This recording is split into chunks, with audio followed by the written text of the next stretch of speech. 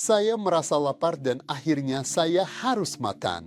Saya sadar bahwa saya tidak mampu melakukan segalanya. Jadi, ada yang namanya keterbatasan kekuatan. Dasword El-Kaisri adalah Imam Rosario. Kalau pengikatnya putus, tasbih jadi butiran saja. Tasbih tak lagi jadi tasbih. Begitu juga, nama Allah Ar-Rahim adalah pengikat dari semua namanya. Kalau nama dihilangkan, nama lainnya tercerai-berai. Misalnya hukuman 10 tahun atau lebih. Artinya, kita mengadili di pengadilan pidana berat. Seorang narapidana atau seorang pelaku kejahatan. Dalam undang-undang tertulis, pelaku kejahatan ini akan dijatuhi hukuman sesuai pasal ini, tapi ada sesuatu yang tidak tertulis di sana. Itu disebut prinsip keadilan. Artinya, itu wewenang yang diserahkan pada kebijaksanaan dan nurani hakim. Halo para penonton yang terhormat, salam dari Istanbul Okulu. Hari ini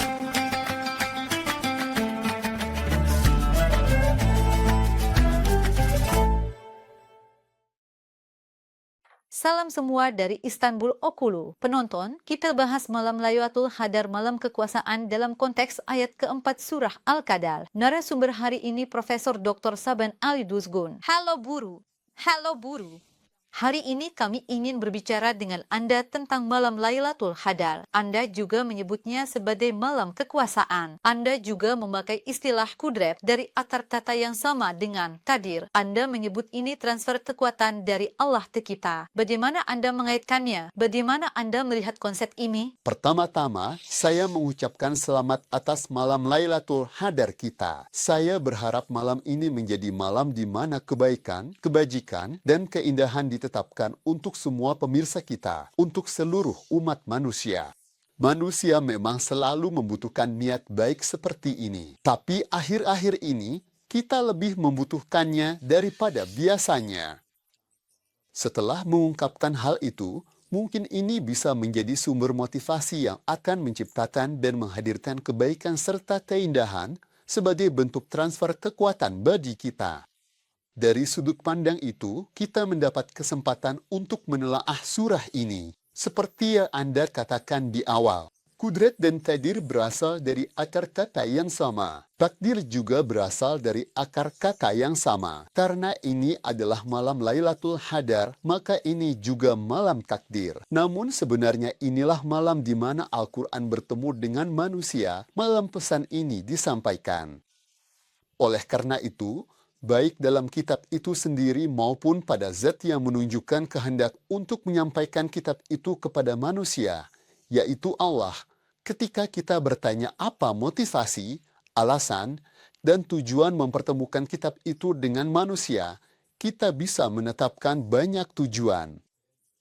Artinya, Allah berkomunikasi dengan manusia, dan pada akhirnya dia berkomunikasi melalui pesan. Dan itu adalah sebuah kitab yang memuat pesan-pesan tersebut. Ketika kita bertanya mengapa kitab itu dipertemukan dengan manusia, bisa dikatakan ada banyak alasan mengapa kitab itu diwahyukan dan dikirimkan. Namun, jika kita berbicara secara khusus tentang malam ini, kita bisa dengan mudah mengatakan bahwa komunikasi ini terjadi agar ada transfer kekuatan, sebuah daya, kepada manusia. Karena malam Laylatul Qadar artinya ada sebuah penetapan di sini. Untuk itu disebutkan tentang turunnya wahyu yang jauh lebih jelas. Ini adalah bahasa yang sebenarnya tidak biasa kita dengar. Biasanya malaikat turun kepada Nabi atau ruh, yang dimaksud adalah Jibril turun kepada Nabi. Di situ yang dimaksud adalah pesan. Ruh, baik itu pesan itu sendiri, malaikat yang membawa pesan tersebut, maupun Allah yang mengutus malaikat itu ke sana. Kata ruh adalah konsep utama yang menjalankan seluruh proses ini. Dan pada malam itu, semua ini turun, para malaikat turun, tapi juga ruh turun, ruh, rih, energi, angin. Semuanya berasal dari akar kata yang sama. Itu disebutkan secara terpisah. Kenapa mereka turun? Terjadi perpindahan kekuasaan di sini. Bahkan saat kita membacanya saja, kita langsung merasa berbeda. Pada malam itu, seolah-olah semua malaikat dan ruh ada di antara kita. Kekuatan dan kuasa itu entah bagaimana terasa oleh kita. Karena dikatakan lebih efektif, lebih baik dari 1000 malam, berarti ada pengisian energi yang menjadi sumber kebaikan itu, seperti baterai yang terisi penuh. Jadi, ada pengisian energi sedemikian rupa sehingga setelah itu, pengisian energi itu akan sejalan dengan besarnya tujuan dan apa yang akan kamu lakukan. Kalau seseorang tidak punya tujuan, tidak punya arah, percuma saja mengisi penuh mobilnya, misalnya baterainya diisi penuh. Apa yang akan dia lakukan? Selama mobil itu hanya diam di situ, tidak ada artinya. Tapi saya punya tujuan. Saya punya tujuan yang jaraknya beberapa ribu kilometer dan untuk mencapainya saya juga harus terisi penuh. Sebagai manusia, saya punya jarak yang harus saya tempuh di dunia ini. Ada hal-hal yang saya rencanakan untuk capai secara pribadi. Untuk keluarga, teman, dan kemanusiaan. Katakanlah begitu untuk kita semua. Itu butuh kekuatan dan kemampuan. Saya butuh terisi penuh. Mohon maklumi istilah saya. Saya menggunakan istilah terisi penuh agar mudah dipahami. Setelah itu tercapai, Anda bisa melanjutkan perjalanan. Saat melangkah, manusia akan menghadapi beberapa kekuatan. Kita akan bertemu kekuatan-kekuatan yang bisa menghalangi kita. Apa saja itu? Pertama, kekuatan alam. Alam juga punya kekuatan. Saya bisa saja menghadapi gempa bumi, longsor salju, atau bencana banjir. Dan itu semua adalah kekuatan alam. Selain itu, sebagian dari kekuatan ini adalah yang saya alami dan saya hanya bisa pasrah. Dan saya tidak bisa melakukan apa-apa terhadap hal-hal itu. Contohnya, misalnya kekuatan alami saya sendiri. Misalnya begini, saya merasa lapar dan akhirnya saya harus makan. Saya sadar saya tidak bisa melakukan segalanya. Ada yang disebut pembatasan kekuatan. Pembatasan kekuatan berarti kekuatan yang disampaikan Al-Quran kepada kita, atau diartikan sebagai transfer kekuatan dari Allah kepada kita. Sebenarnya, sumber utama dari kekuatan itu adalah Allah, yang disebut dengan nama Al-Qadir, sumber kekuatan mutlak untuk segala sesuatu. Sekarang, apa maksudnya ini? Sumber dari kekuatan yang ada pada kita, kekuatan yang terbatas itu, juga berasal dari sana. Sudah ditakdirkan, kamu akan lapar, perlu makan. Saya ingin terbang biologis. Tidak, kamu tidak bisa terbang karena kamu tidak punya sayap. Saya juga melihat di sana bahwa kekuatan saya terekam karena kekuatan yang terdaftar. Ini juga berarti kekuatan biologis saya berada dalam batasan tertentu. Tapi fakta bahwa Al-Quran adalah sumber kekuatan atau bahwa Allah adalah sumber kekuatan juga menunjukkan hal ini kepada saya. Itu juga merupakan kekuatan yang membatasi kekuatan saya. Ini artinya begini. Jika saya mencoba menggunakan kekuatan tanpa batas, misalnya tidak ada moral di sana, keberadaan orang lain tidak diperhitungkan. Ini sepenuhnya bisa mengubah kalian menjadi mode masyarakat yang distopik, yang tidak ingin dijalani oleh manusia. Saya punya kekuatan, tapi kekuatan itu juga dibatasi oleh kekuatan lain berupa moral, belas kasih, dan hati nurani yang juga ditanamkan dalam diri kita. Jadi, di satu sisi, dia ingin memberikan kekuatan tanpa batas agar kalian bisa mencapai tujuan. Saya memberikan kekuatan tanpa batas kepada kalian. Tapi di saat yang sama dia berkata bahwa sumber kekuatan yang diberikan pada kalian adalah aku. Aku membatasinya. Sadari keterbatasan kalian, sadari kalian terbatas. Hidup dan penglihatan kalian terbatas. Pendengaran kalian terbatas, aku menetapkan ini. Penciptaan manusia memang seperti ini. Tapi kalian berkata, aku ingin mendapatkan kekuatan tanpa batas. Dia mengatakan dia juga membatasinya. Bagaimana aku membatasinya? Aku membatasinya dengan memberikan kalian kerangka moral. Aku membatasinya dengan menanamkan hati nurani dan rasa belas kasih dalam diri kalian. Dengan memberikan kerangka moral saat kita menggunakan kekuatan yang terasa tak terbatas di dalam diri kita, dengan menanamkan hati nurani dan rasa belas kasih. Sebenarnya perasaan kekuatan dalam diri kita yang bisa saja digunakan terhadap orang lain atau merugikan orang lain telah diatur sedemikian rupa.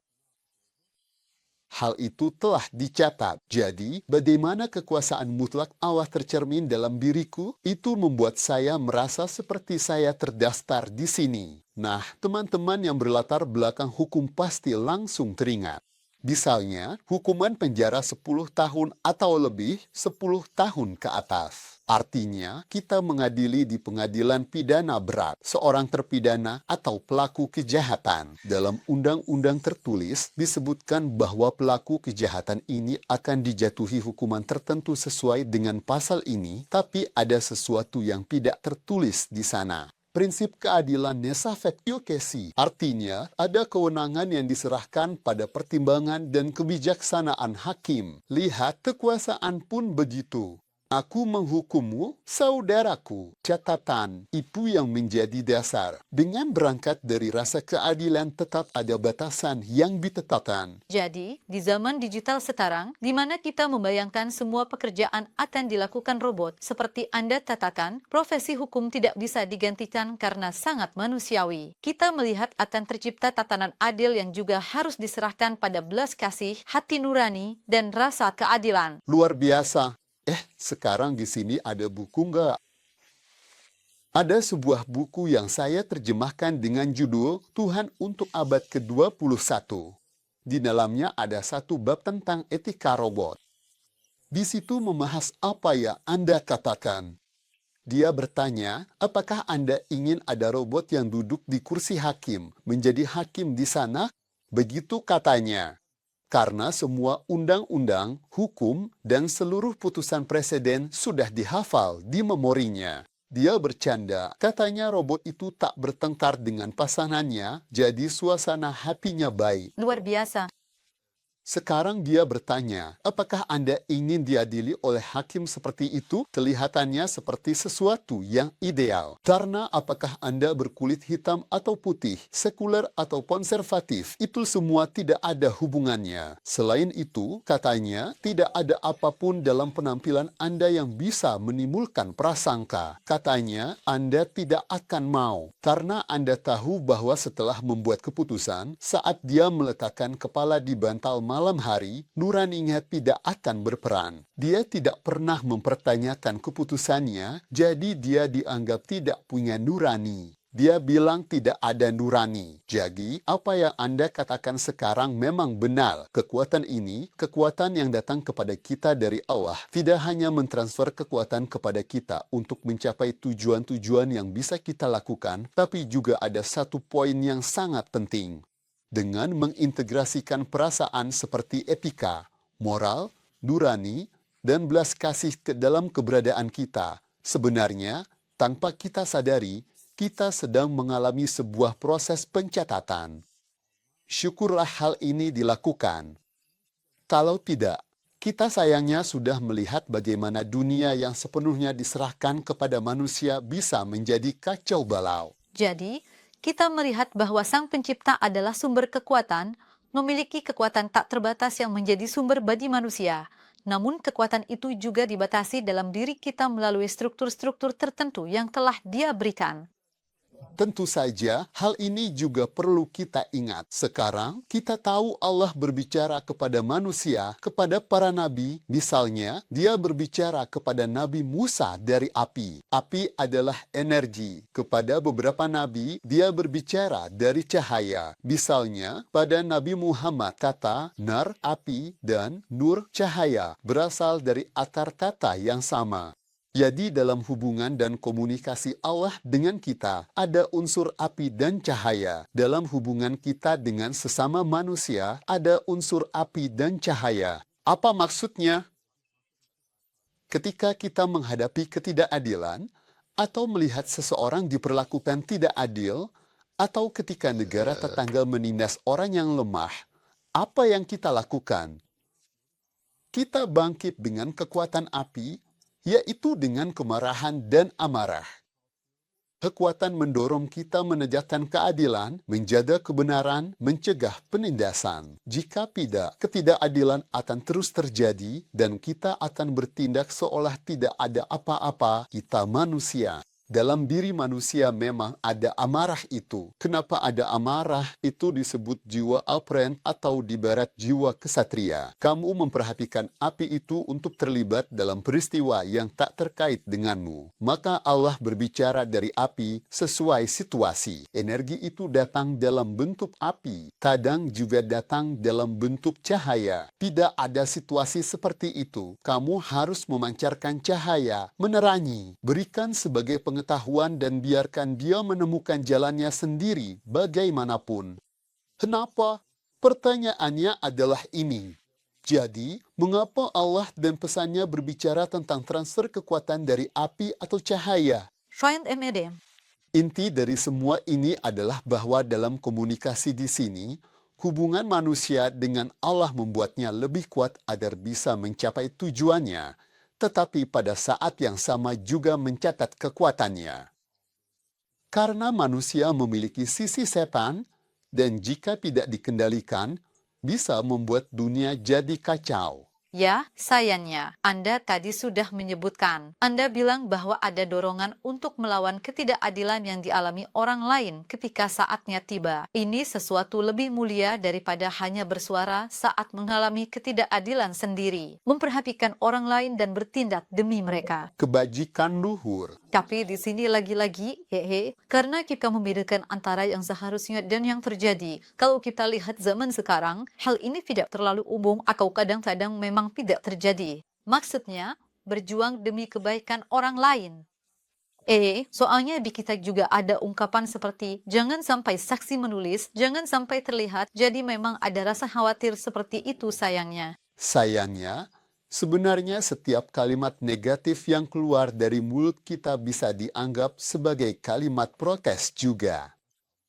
Jadi, ketika kamu bilang, jangan sampai saksi menulis, jangan sampai terlihat, kalimat itu sebenarnya menjadi saksi betapa kondisi yang ada sudah berubah menjadi sangat tidak manusiawi. Padahal, kesaksian dalam Al-Quran, kesaksian itu sangat berharga karena kamu bisa menjadi perantara untuk melindungi sebuah hak. Tapi sayangnya, berarti kita harus berpikir bahwa orang yang mengatakan ini pasti pernah mengalami sesuatu yang tidak menyenangkan. Singkatnya, jadi di malam Lailatul Qadar kita membicarakan tentang kekuasaan.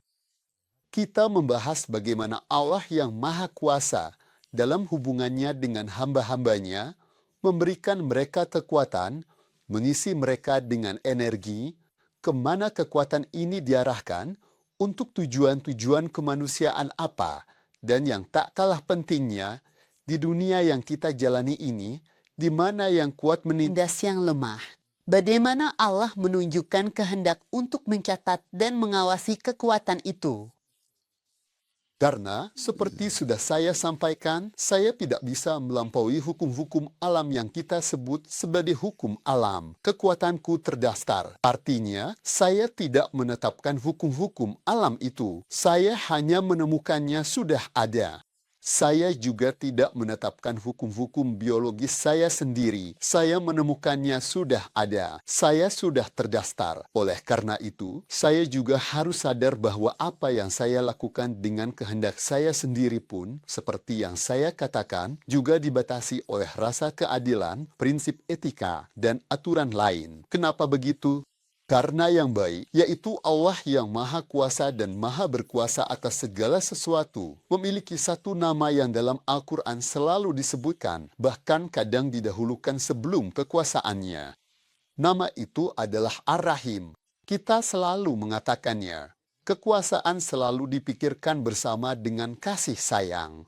Artinya, seorang hakim ketika memutuskan, misalnya, bisa memberikan pengurangan hukuman karena perilaku baik, atau dia menyebutnya prinsip keadilan. Tanpa mempertimbangkan semua hal itu, dia bisa saja langsung menjatuhkan hukuman seumur hidup kepadamu hanya berdasarkan apa yang dia lihat sebagai kesalahan.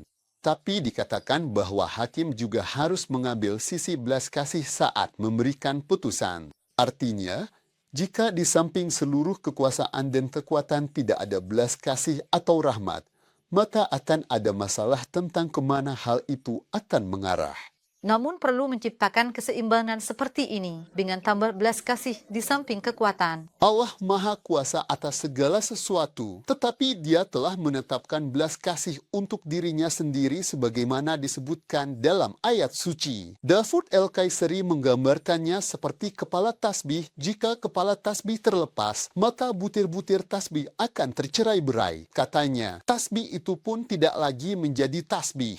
Demikian pula nama Allah Rahim, kepala semua namanya. Jika nama itu dihilangkan, semua nama lainnya akan tercerai-berai. Setiap namanya selalu disertai Rahim, Allah pemilik kekuasaan. Artinya, Dia pemilik kekuasaan penuh kasih. Allah Maha mengetahui dan penuh kasih. Taruh sifat Rahim di depan. Ustaz, dalam ayat itu juga disebutkan tentang konsep kekuasaan, dan di akhir ayat ada ungkapan seperti, semua malaikat turun dengan membawa salam. Bagaimana hal ini selaras dengan keadilan dan kasih sayang? Luar biasa. Jadi, seluruh surat, ayat-ayat yang mengalir, setiap tema yang disebutkan, setiap topik yang dibahas, pada akhirnya bermuara ke sini. Mengapa para malaikat turun? Bahkan hingga matla'il fajr. Fajar yang dimaksud adalah cahaya yang meledak dan memisahkan diri dari kegelapan, seperti benih yang pecah dan tunas yang muncul. Infijar berarti ledakan. Dia bilang, persis seperti itu, semua kekuatan ini, semua yang diceritakan, takdir, ketetapan. Semua itu akan bermuara ke satu titik. Apa kata kuncinya? Hai, salam berasal dari akar kata yang sama dengan Islam. Perdamaian dalam segala makna, baik secara spiritual, fisik, maupun di antara manusia secara global, bagaimanapun Anda memahaminya. Tapi semua upaya ini adalah demi salam, demi perdamaian, demi kesejahteraan. Ini untuk kesejahteraan dan kebahagiaan semua orang. Jadi, sejak awal, hasil yang seharusnya lahir dari kata kekuatan dan kuasa yang kita bahas adalah salam, adalah kesejahteraan. Seolah-olah yang terlintas di pikiran justru sebaliknya, bukan? Ketika bicara tentang negara sangat kuat, langsung terpikir dominasi, mengambil alih, mengirim tentara ke sana. Kamu itu. Ada sisi negatifnya. Kekuatan dan kuasa seolah-olah, tapi menurut Al-Quran, kekuatan dan kuasa itu berarti jika digunakan untuk melayani perdamaian dan kesejahteraan. Kamu bisa membanggakan itu. Pada akhirnya, ini dunia yang dibangun manusia untuk dirinya sendiri. Kamu juga bisa membangun dunia seperti utopia, sebuah negeri yang penuh damai dan makmur. Dunia di mana tidak ada seorang pun yang mengeluh tentang orang lain, tidak ada kebencian atau amarah di hati siapapun terhadap orang lain juga mungkin tercipta. Sebaliknya, seperti yang digambarkan oleh Thomas Hobbes tentang perang semua orang melawan semua orang, sayangnya dia tidak menggambarkannya karena iseng. Apa itu dunia? Dia bilang, dunia adalah tempat di mana semua orang berperang melawan semua orang. Tapi tidak harus seperti itu. Ayat Al-Quran menempatkan tujuan akhir dari pengisian energi itu sebagai salam, perdamaian, dan kesejahteraan di hadapan kita. Mari kita akhiri dengan salam perdamaian. Terima kasih narasumber. Berterima kasih. Pemirsa terhormat, hari ini kita bahas Qadir dan Qudrat ayat keempat surah Al-Qadar. Sampai jumpa episode berikutnya. Sehat bahagia.